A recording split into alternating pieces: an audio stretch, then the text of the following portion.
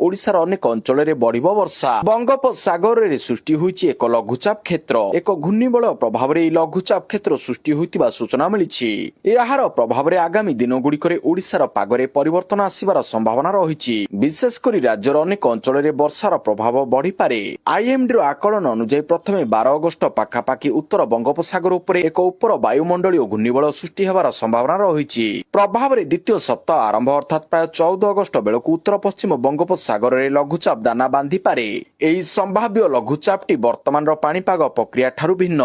परवर्ती खबर ट्रांसजेंडरक पई आसिला खुशी खबर। राज्य तृतीय लिंगी कल्याण बोर्ड रो बैठक। सरकारी मेडिकल कॉलेज रे बिना मूल्य रे लिंग परिवर्तन अस्त्रोपचार। राज्य तृतीय लिंगी कल्याण बोर्ड रो प्रथम बैठक। शिक्षानुष्ठान रे 1% संरक्षण फी छाड़ व्यवस्था। स्वतंत्र हॉस्टेल और शौचालय सुविधा करा जिवो। सरकारी मेडिकल कॉलेज गुड़िक बिना मूल्य रे लिंग परिवर्तन अस्त्रोपचार एवं स्वतंत्र स्वास्थ्य सेवा जोगाई दिया जिवो। शिक्षानुष्ठान गुड़िक 1% संरक्षण फी छाड़ स्वतंत्र हॉस्टेल और शौचालय सुविधा करा जिवो। या छड़ा वसुंधरा और पीएम आवास योजना रे जमी और घर जोगाई दिया जिवो। परवर्ती खबर अगस्त 9 रु 17 तारिख पर्यंत राज्यव्यापी घरे घरे त्रिरंगा अभियान। चलित वर्ष स्वाधीनता दिवस पालन अवसर में प्रधानमंत्री नरेंद्र मोदी और मुख्यमंत्री मोहन चरण माझी नेतृत्व में अगस्त 9 तारिख राज्यव्यापी घरे घरे त्रिरंगा अभियान कार्यक्रम आयोजन करा जिवो। आसंता 17 तारिख पर्यंत यह कार्यक्रम आयोजन करा जिवो। राजधानी भुवनेश्वर ठारू आरंभ करी ब्लॉक और पंचायत स्तर रे घरे घरे त्रिरंगा अभियान बहु आडंबर सहकार रे पालन करा जिवो। घरे घरे त्रिरंगा अभियान कार्यक्रम को सफलतार सह आयोजन करिबा पई ओडिया भाषा साहित्य और संस्कृति विभाग पक्षरु प्रत्येक जिला को 10 लाख टंकार आर्थिक राशि प्रदान करा जायछि। आज ठारू क्रीड़ा और युव सेवा विभाग आनुकूल्य रे राज्य स्तरीय त्रिरंगा रैली आयोजित हेबो। परवर्ती खबर लद्दाख माराथन पुरस्कार राशि 1 कोटी टंका को वृद्धि बढ़ाइबो। धावकंक मनोबल बढ़िला। पुरस्कार राशि लद्दाख माराथन पुरस्कार राशि को 1 कोटी टंका करा जायछि। पुरस्कार राशि वृद्धि नै आयोजक 8 अगस्त शनिवार घोषणा करिसंती। लद्दाख माराथन 10 सेप्टेम्बर आरंभ हेबो एवं 13 सेप्टेम्बर पर्यंत चलिबो। एही प्रतियोगिता रे चलित वर्ष देश और विदेशर पाखापाखि 10,000 धावक अंशग्रहण करिवे बोली आयोजक आकलन करिसंती। एने जारी एक प्रेस विज्ञप्ति आयोजक कहिसंती जे चलित वर्ष ଏହି प्रतियोगिता रे भारतर 28 राज्य और 6 केंद्र शासित प्रदेशर धावक अंशग्रहण करिवे। आयोजकଙ୍କ अनुसार केवल देश नुहे विश्वर विभिन्न देशर धावक निज निज देशर प्रतिनिधित्व मध्य करिवे। परवर्ती खबर पीजी नामलेखा प्रथम मेधा तालिका प्रकाश। उच्च शिक्षा विभाग पक्षरु शिक्षा वर्ष 2026-27 पई स्नातकोत्तर पाठ्यक्रम रे नामलेखा पई प्रथम पर्याय मेरिट लिस्ट शुक्रवार प्रकाश पाइछि। प्रथम पर्याय रे मोट 21,121 जन चयन होइछंती। एमानक मध्यरे 6,908 जन छात्र, 14,202 जन छात्री एवं जने ट्रांसजेंडर रहिछंती। चलित वर्ष राज्य रे 21 विश्वविद्यालय एवं 114 महाविश्वविद्यालय थिबा मोट 32,563 सीट पई 58,613 छात्र छात्री आवेदन करिथिले। एकक पीजी प्रवेशिका परीक्षा रे 50,901 जन योग्य विवेचित होइथिले। परवर्ती खबर रास्तार प्रति 100 किलोमीटर रे गोशाला। दुर्घटना रोकिबा पई पदक्षेप। एनएच रु हटिबे गोरु गाई। परिवहन विभाग, एनएचआई और प्राणी संपद विभाग रो मिलित एक्शन। रास्तारू पशु मानकु स्थानांतरित करिबो परिवहन विभाग। रास्ता कड़े प्रति 100 किलोमीटर हेबो गोशाला। रक्षणाबेक्षण करिवे प्राणी संपद विभाग। नजर रखिबे स्थानीय एसपी। प्रति ब्लॉक रे गोशाला खोलिबा पई योजना करा जायछि कहिसंती प्राणी संपद मंत्री गोकुलानंद मल्लिक। परवर्ती खबर नवीन को कटाक्ष कले धर्मेंद्र। रेडाखोल सभा मंच रे नवीन बाबू को कटाक्ष करिसंती धर्मेंद्र प्रधान। प्रसन्न आचार्य उपस्थिति रे नवीन को आरोप नै मत रखिसंती। नवीन बाबू मते कहउचंती एटा बदमाश लोक। दुईटी छोटिया भाई भौणी को काम रे लगाई देइछंती। छोटिया पिला मते विरोध करी नेता हेबे हुअंतु कहउचंती धर्मेंद्र प्रधान। गो ब्याक मु हलिया गोब्या कहिले भी आसीबी। नवीन बाबू कहउचंती एटा ओडिसार कुळांगार। जीवन थिबा जाय ओडिसार भल काम करेबा न करे सम्मान हानि करिबि नाही। प्रसन्न बाबू स्वागत करा जिवो कहिबारु मु तांको अनुमति नै आसिली। परवर्ती खबर शिक्षक नियुक्ति पाई मंत्री को कड़ा निर्देश। जने शिक्षक थिबा स्कूल रे तुरंत शिक्षक नियुक्ति पाई निर्देश। शिक्षा अधिकार आईन पालन पाई कड़ा निर्देश। ତୁରନ୍ତ ଅତିରିକ୍ତ ଶିକ୍ଷକ ନିୟୋଜନ କରିବାକୁ ସ୍କୁଲ ଓ ଗଣଶିକ୍ଷା ବିଭାଗ ସମସ୍ତ ଜିଲ୍ଲାପାଳଙ୍କୁ କଡ଼ା ନିର୍ଦ୍ଦେଶ ଦେଇଛି। ଶିଶୁଙ୍କ ମାଗଣା ଓ ବାଧ୍ୟତାମୂଳକ ଶିକ୍ଷା ଅଧିକାର ଆଇନ ଅନୁଯାୟୀ ପ୍ରତ୍ୟେକ ପ୍ରାଥମିକ ବିଦ୍ୟାଳୟରେ ନ୍ୟୁନତମ ଶିକ୍ଷକ ସଂଖ୍ୟା ଓ ନିର୍ଦ୍ଧାରିତ ଶିକ୍ଷକ ଛାତ୍ର ଅନୁପାତ ସୁନିଶ୍ଚିତ କରିବା ପାଇଁ ବିଭାଗ ଏହି ପଦକ୍ଷେପ ନେଇଛି। ଏହି କାର୍ଯ୍ୟକୁ ସର୍ବାଧିକ ଗୁରୁତ୍ୱ ଦେଇ 1 ମାସ ମଧ୍ୟରେ ସମ୍ପୂର୍ଣ୍ଣ କରିବାକୁ କୁହାଯାଇଛି। ପରବର୍ତ୍ତୀ ଖବର 15 ଅଗଷ୍ଟରେ ବଡ଼ ଆକ୍ରମଣ ଆଶଙ୍କା, ପଞ୍ଜାବରେ ହାଇ ଆଲର୍ଟ। ସ୍ୱାଧୀନତା ଦିବସ ପୂର୍ବରୁ ପଞ୍ଜାବରେ ସୁରକ୍ଷାକୁ ନେଇ ଚିନ୍ତା ବଢିଛି। ଗୁଇନ୍ଦା ସୂଚନା ଆଧାରରେ ରାଜ୍ୟକୁ ହାଇ ଆଲର୍ଟରେ ରଖାଯାଇଛି। ଅଗଷ୍ଟ 15 ଅବସରରେ ଖଲିସ୍ତାନୀ ସମର୍ଥକ ଗୋଷ୍ଠୀ ଅଶାନ୍ତି ସୃଷ୍ଟି କିମ୍ବା ଆକ୍ରମଣ ଉଦ୍ୟମ କରିପାରନ୍ତି ବୋଲି ସୁରକ୍ଷା ଏଜେନ୍ସିଗୁଡ଼ିକ ସତର୍କ କରିଛନ୍ତି। ସୂଚନା ଅନୁସାରେ ପଞ୍ଜାବର ବିଭିନ୍ନ ସ୍ଥାନରେ ସନ୍ଦିଗ୍ଧ ଗତିବିଧି ଉପରେ ନଜର ରଖାଯାଇଛି। ନିଷିଦ୍ଧ ଖଲିସ୍ତାନ ସମର୍ଥକ ସଂଗଠନ ଏବଂ ସେମାନଙ୍କ ସହ ଜଡ଼ିତ ନେଟୱାର୍କର ଅନଲାଇନ କାର୍ଯ୍ୟକଳାପ ମଧ୍ୟ ଯାଞ୍ଚ କରାଯାଉଛି। ସୋସିଆଲ ମିଡିଆ ମାଧ୍ୟମରେ ଯୁବକମାନଙ୍କୁ ଉସୁକାଇବା ଏବଂ ସାର୍ବଜନୀନ ସ୍ଥାନରେ ଖଲିସ୍ତାନୀ ପତାକା ଲଗାଇବାକୁ ଆହ୍ୱାନ ଦିଆଯାଉଥିବା ନେଇ ମଧ୍ୟ ଏଜେନ୍ସିଗୁଡ଼ିକ ନଜର ରଖିଛନ୍ତି। ପରବର୍ତ୍ତୀ ଖବର, ଦିଲ୍ଲୀରେ 7 ଆଫ୍ରିକୀୟ ନାଗରିକ ଅଟକ। ଦିଲ୍ଲୀରେ ଅଧିକ ସମୟ ଧରି ରହୁଥିବା ଅଭିଯୋଗରେ 7 ଜଣ ଆଫ୍ରିକୀୟ ନାଗରିକଙ୍କ ବିରୋଧରେ ପୁଲିସ କାର୍ଯ୍ୟାନୁଷ୍ଠାନ ନେଇଛି। ଏଥିରେ 5 ଜଣ ନାଇଜେରୀୟ ଏବଂ 2 ଜଣ ଘାନା ନାଗରିକ ଅଛନ୍ତି। ପାଣ୍ଡବନଗର ପୁଲିସ ଷ୍ଟେସନ ପକ୍ଷରୁ ଗୁପ୍ତ ଭାବରେ ଯାଞ୍ଚ କରାଯିବା ପରେ ସେମାନଙ୍କୁ ଅଟକ ରଖାଯାଇଥିବା ପୁଲିସ ସୂଚନା ଦେଇଛି। ପୁଲିସ ସ୍ଥାନୀୟ ଅଞ୍ଚଳରୁ ଗୁଇନ୍ଦା ସୂଚନା ସଂଗ୍ରହ କରିବା ସହ ସମ୍ପୃକ୍ତ ବିଦେଶୀ ନାଗରିକଙ୍କ ରେକର୍ଡ ଯାଞ୍ଚ କରିଥିଲା। ପରବର୍ତ୍ତୀ ଖବର, ବରିଷ୍ଠ ଅଭିନେତା ଏବଂ ବିଜେପି ନେତା ମିଥୁନ ଚକ୍ରବର୍ତ୍ତୀଙ୍କ ଅସ୍ତ୍ରୋପଚାର ସଫଳ। ଭାରତୀୟ ଚଳଚ୍ଚିତ୍ର ଜଗତର ସର୍ବୋଚ୍ଚ ସମ୍ମାନ ଦାଦା ସାହେବ ଫାଲକେ ଆୱାର୍ଡ ପ୍ରାପ୍ତ ଏବଂ ବରିଷ୍ଠ ବିଜେପି ନେତା ମିଥୁନ ଚକ୍ରବର୍ତ୍ତୀ କୋଲକାତାର ଏକ ଘରୋଇ ହସ୍ପିଟାଲରେ ଚିକିତ୍ସିତ ହେଉଛନ୍ତି। ସେଠାରେ ବରିଷ୍ଠ ଅଭିନେତା ଏବଂ ବିଜେପି ନେତା ମିଥୁନ ଚକ୍ରବର୍ତ୍ତୀଙ୍କର ଅସ୍ତ୍ରୋପଚାର କରାଯାଇଛି।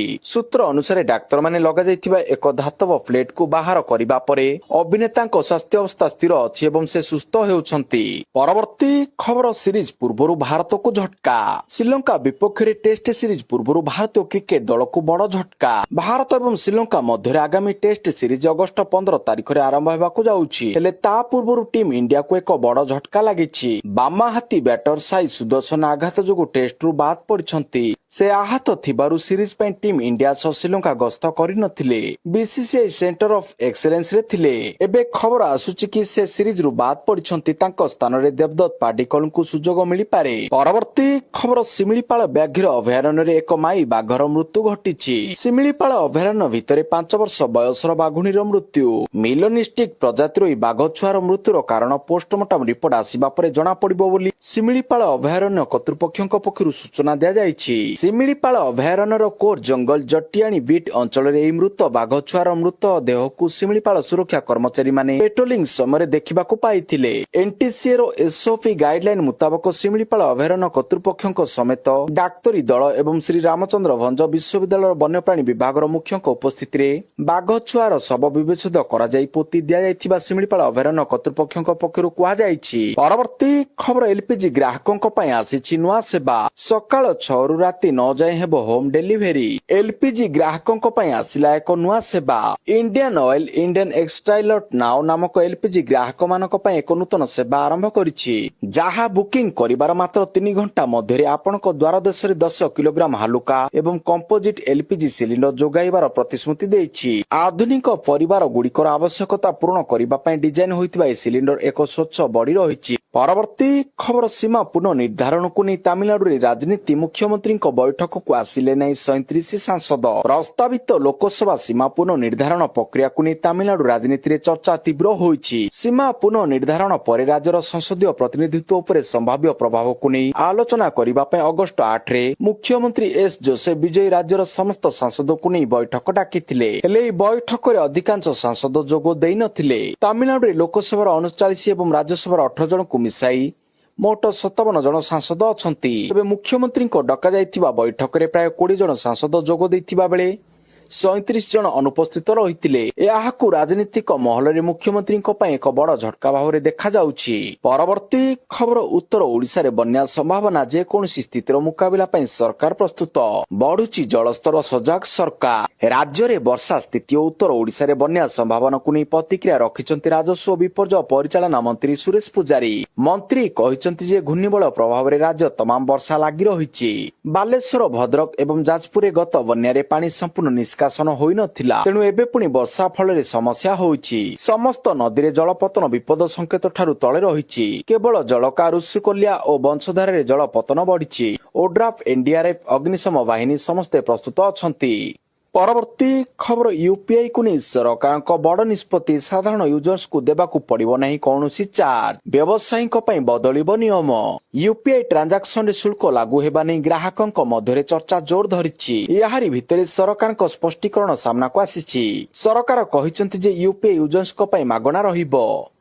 P2P ଟ୍ରାଞ୍ଜାକ୍ସନ ଏବଂ ଅଧିକାଂଶ ମର୍ଚାଣ୍ଟ ପେମେଣ୍ଟ ଉପରେ କୌଣସି ଶୁଳ୍କ ଲାଗିବ ନାହିଁ। ୟୁପିଆଇର ଦୀର୍ଘକାଳୀନ ସ୍ଥାୟିତ୍ୱ ସୁନିଶ୍ଚିତ କରିବା ପାଇଁ ସୀମିତ ମର୍ଚାଣ୍ଟ ଟ୍ରାଞ୍ଜାକ୍ସନ ଉପରେ ଏକ ନିର୍ଦ୍ଦିଷ୍ଟ ସୀମା ଉପରେ ସାମାନ୍ୟ ଏମଡିଆର ଲାଗୁ କରାଯାଇପାରେ। ଭାରତ ସରକାର ଶନିବାର ସ୍ପଷ୍ଟ କରିଛନ୍ତି ଯେ ୟୁପିଆଇ ଜରିଆରେ ପେମେଣ୍ଟ କରୁଥିବା ୟୁଜର୍ସଙ୍କ ଠାରୁ କୌଣସି ଟ୍ରାଞ୍ଜାକ୍ସନ ଚାର୍ଜ ନିଆଯିବ ନାହିଁ। ପରବର୍ତ୍ତୀ ଖବର କେରଳରେ ଛୁଟି କଟାଉଛନ୍ତି ଆମେରିକା ରାଷ୍ଟ୍ରପତି ଡୋନାଲ୍ଡ ଟ୍ରମ୍ପଙ୍କ ଜ୍ୱାଇଁ। ସାଙ୍ଗରେ ଅଛନ୍ତି ସର୍ଜିଓ ଗୋର। କେରଳରେ ଟ୍ରମ୍ପଙ୍କ ଜ୍ୱାଇଁ। ଆମେରିକା ରାଷ୍ଟ୍ରପତି ଡୋନାଲ୍ଡ ଟ୍ରମ୍ପଙ୍କ ଜ୍ୱାଇଁ ମାଇକେଲ ବାଉଲୋସ ଶନିବାର ଏକ ଘରୋଇ ଯାତ୍ରାରେ କେରଳର ଆଲ୍ଲାପୁଝାରେ ଆସି ପହଞ୍ଚିଛନ୍ତି। ଟ୍ରମ୍ପଙ୍କ ଝିଅ ଟିଫନି ଟ୍ରମ୍ପଙ୍କ ସ୍ୱାମୀ ହେଉଛନ୍ତି ମାଇକେଲ ବୌଲସ। ଶନିବାର ଦିନବେଳା କୋଚି ପହଞ୍ଚିଥିଲେ। ଆଧିକାରିକ ସୂତ୍ର ଅନୁସାରେ ତାଙ୍କ ସହ ଭାରତରେ ଆମେରିକାର ରାଷ୍ଟ୍ରଦୂତ ସର୍ଜିଓ ଗୋର ମଧ୍ୟ ଅଛନ୍ତି। ପରବର୍ତ୍ତୀ ଖବର ମୁଖ୍ୟମନ୍ତ୍ରୀଙ୍କ ଦ୍ୱାରା ବିଭିନ୍ନ କ୍ଷେତ୍ରର ଶିଳ୍ପ ପ୍ରତିନିଧିମାନଙ୍କ ସହିତ ନିବେଶ ସମ୍ପ୍ରସାରଣ ସମ୍ପର୍କରେ ଆଲୋଚନା। ମୁଖ୍ୟମନ୍ତ୍ରୀ ଶ୍ରୀ ମୋହନ ଚରଣ ମାଝୀଙ୍କ ନେତୃତ୍ୱରେ ଦିଲ୍ଲୀରେ ଅନୁଷ୍ଠିତ ଓଡ଼ିଶାର 2 ଦିନିଆ ନିବେଶ ଅଭିଯାନ ଶିଳ୍ପ ଜଗତରୁ ବିପୁଳ ସମ୍ଭାବନା ସହିତ ସମାପ୍ତ ହୋଇଛି। ଏହି 2 ଦିନିଆ କାର୍ଯ୍ୟକ୍ରମରେ ଓଡ଼ିଶାକୁ 66,392 କୋଟି ଟଙ୍କାର ପୁଞ୍ଜି ନିବେଶ ପ୍ରସ୍ତାବ ଆସିବା ସହ 54,135ଟି ନିଯୁକ୍ତି ସୁଯୋଗ ସୃଷ୍ଟି ହୋଇଛି। ଓଡ଼ିଶା ଫୁଡ ପ୍ରୋ 2026ର ବ୍ୟାପକ ସଫଳତା ପରେ ମୁଖ୍ୟମନ୍ତ୍ରୀ ଦେଶର ବିଭିନ୍ନ କ୍ଷେତ୍ରର ପ୍ରମୁଖ ନିବେଶକ ଏବଂ ଶିଳ୍ପ ପ୍ରତିନିଧିମାନଙ୍କ ସହିତ ୱାନ୍ ଅନ୍ ୱାନ୍ ବୈଠକ କରିଥିଲେ।